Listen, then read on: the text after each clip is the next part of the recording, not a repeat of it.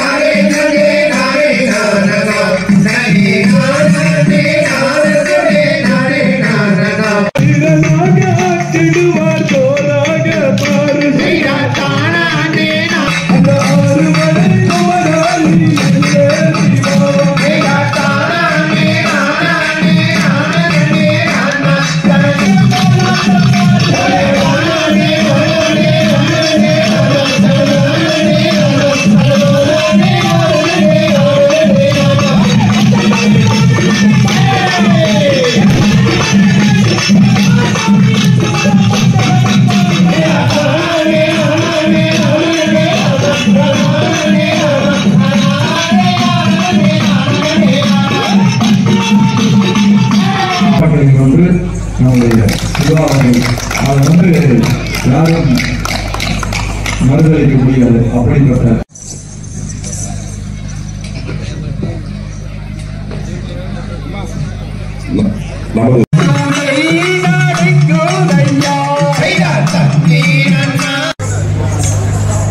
வணக்கம், என் பேர் உமா மகாலிங்கம்.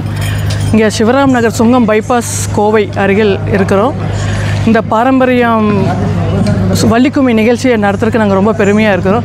நாங்கள் ஒரு 3 மாதமாக இந்த ட்ரைனிங் எடுத்துகிட்ருக்கிறோம். பொள்ளாச்சியை சேர்ந்த சிவகுமார் அவர்கள் இந்த நடனத்தை எங்களுக்கு சொல்லிக் கொடுக்குறாரு. இந்த 2 பேரும் ஆசிரியராக இருக்கிறாங்க. இவங்க தான் எங்களுக்கு துணை ஆசிரியராக நிறைய நிகழ்ச்சி ஸ்டெப்ஸ் எல்லாம் சொல்லி கொடுத்தாங்க.